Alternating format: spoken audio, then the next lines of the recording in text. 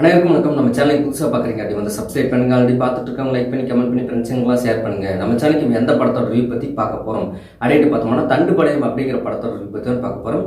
இந்த படம் பார்த்தீங்கன்னா 2019 கன்னடத்தில் ரிலீஸ் ஆன ஒரு படத்தை தமிழ் டப் பண்ணி ரிலீஸ் பண்ணியிருக்காங்க. அதுவும் 4 பாட்டாக ரிலீஸ் ஆயிருந்துச்சு. அந்த 4 பாட்டையுமே விட்டு கட் பண்ணி அப்படியே ஒன்று சேர்த்து ஒரே பாட்டை ரிலீஸ் பண்ணியிருக்காங்க.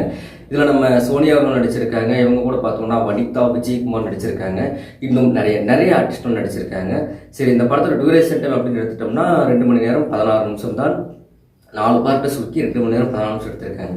சரி, ஓகே. இந்த படத்தோட கதை என்ன அப்படின்னு பார்க்கும்போது, ஒரு வீட்டில் ஓப்பனிங் சீனில் நம்ம சோனியா அகர்வாலும் வனிதா விஜயகுமாரும் ஒரு போலீஸ் வீட்டில் வேலை செய்கிற மாதிரி போய் அவங்கள கொலை பண்ணுறாங்க. பட் கொலை பண்ணவங்களோட பின்னணி என்ன அப்படின்னு பார்க்கும்போது, தண்டுப்பாளையத்தில் வீடு வீடாக போய் யாரெல்லாம் வீட்டெல்லாம் போய் பொண்ணுங்களை வந்து தனியாக தண்ணி கேட்குற மாதிரி அடித்து அவங்க எல்லாத்தையும் கொண்டுட்டு அங்கே இருக்கிற பொண்ணுங்களை கற்பழிக்கிறது, இறந்தவங்க பொண்ணுங்களையும் கற்பழிக்கிறது, ஆம்பளைங்களை வந்தாலும் கற்பழிக்கிறது, அங்கேருந்து பணத்தெல்லாம் சுட்டிட்டு வர்றது, இப்படி ஒரு கேங் மாட்டிடுது. பட் இன்னொரு கேங் மாட்டக்கூடாது, அதே மாதிரி உள்ள இருக்கவங்க வெளியே கொண்டு வரணும் அப்படிங்கிறதுக்காக முயற்சி பண்ணுறாங்க.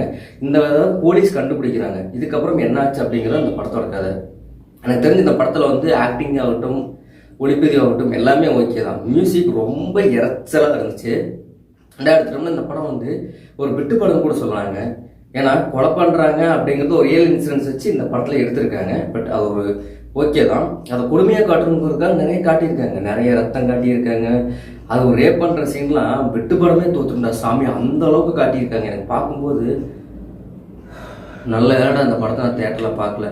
ஏதோ சமூகத்துக்கு தேவையான படம்னு சொன்னாங்க அப்படின்னு பார்க்கும்போது அதில் ஒரே ஒரு விஷயம் தான், எந்த பொண்ணுங்களுமே வீட்டில் வந்து தனியாக இருக்காதீங்க அப்படிங்கிற ஒரு விஷயத்த தான்.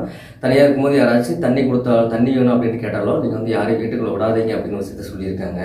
அதே மாதிரி அந்த கேங்கில் நடிச்சு அவங்க ஆர்டிஸ்ட்லாம் பார்த்தோன்னா வேறு லெவல் இருக்கும். அதுவும் கடைசியில் ஒரு டீ கடையில் போய் டீ குடிச்சிட்டு ரிட்டன் வரும்போது இதெல்லாம் பண்ணக்கூடாது அப்படின்னு சொன்ன ரிட்டன் போயிட்டு திரும்பவும் அதே இடத்துல வந்து இவங்க வேலையை கட்டி போலீஸ் கிடச்சிக்கிறதாகட்டும். இதில் நடிச்சிருக்க ஒரு போலீஸ் கேரக்டர் பார்த்தோம்னா நம்ம சிங்கம் சூரிய நினப்பா இருக்கு. அவர் ஓப்பனிங் சீனுன்னு அவங்க பிடிக்கிற சீன்னு சொல்லி கிளைமேக்ஸில் ஒரு ஃபைட்டு வச்சு மறுபடியும் அவங்கள சுட்டு தள்ளிட்டு கடைசியில் இவர் என்னமோ வலிப்பு வந்த மாதிரி சாவார். அந்த சீன்லாம் பார்த்தோம்னா டே சாமி செம காமெடியாக இருக்கும். அதே வனிதா விஜயகுமார், சோனியா அவர்களாம் பார்த்தோன்னா நீங்கள் நினைக்கிற மாதிரி படம் ஃபுல்லாலாம் வரல. ஃபஸ்ட்டு ஒரு 2 நிமிஷம், லாஸ்ட் ஒரு 2 நிமிஷம், அவ்வளோதான். என்னடா இப்படியெல்லாம் பண்ணுறானுங்க, இதெல்லாம் எப்படி இது படம் எடுத்து ரிலீஸ் பண்ணாலும் நம்மளாம் போடுறோம் அந்த படத்தை ஃபேமிலியோட போய் பார்க்குறது அப்படிங்கிற மாதிரி இருந்துச்சு. சொல்லப்போனால் இந்த படத்தில் நிறைய சீன் சொல்லலாம். ஒரு ஆந்திராக்காரர் சட்டமன்ற எலெக்ஷன் நிற்க போகிறேன் அப்படிங்கிறதுக்காக இன்னொருத்தர் கொலை பண்ண சொல்லுவார். அவரோட வீக்னஸ் என்னன்னு பார்க்கும்போது அந்த இடத்துலையுமே ஒரு செக்ஸ் தான் கொண்டு வந்து நிப்பாட்டியிருக்காங்க. படம் ஃபுல்லாகவே செக்ஸு, கொலை, ரத்தம், இவ்வளோதான். இவங்க ஜெயிலுக்குள்ளே பார்க்கும்போது யாருக்குமே பயப்படாமல் இருக்காங்க. ஆனால் இவங்க ஏன் இந்த கொலை பண்ணுறானுங்க, இந்த பணத்தெல்லாம் வாங்கி இவங்க என்ன தான் பண்ணுறானுங்க அப்படின்னு ஒரு விஷயத்தை இந்த படத்தில் மென்ஷன் பண்ணவில்லை. இவங்களுக்கெல்லாம் பிள்ளையாக தான் நம்ம சோனியா அவர்களும் அதான் நம்ம வனிதா விஜயகுமார் நடிச்சிருக்காங்க. பட் வனிதா விஜயகுமார் உண்மையிலுமே அப்படி ஒரு கேரக்டர் அப்படின்னு தெரியும். இருந்தாலும் இந்த படத்தை நீங்கள் டைம் இருந்துச்சுன்னா பாருங்கன்னு சொல்லப்போ எனக்கு மனசு வரல. இன்னும் அடுத்த வீடு சந்திக்கும் முறை அனைவரும் நன்றி.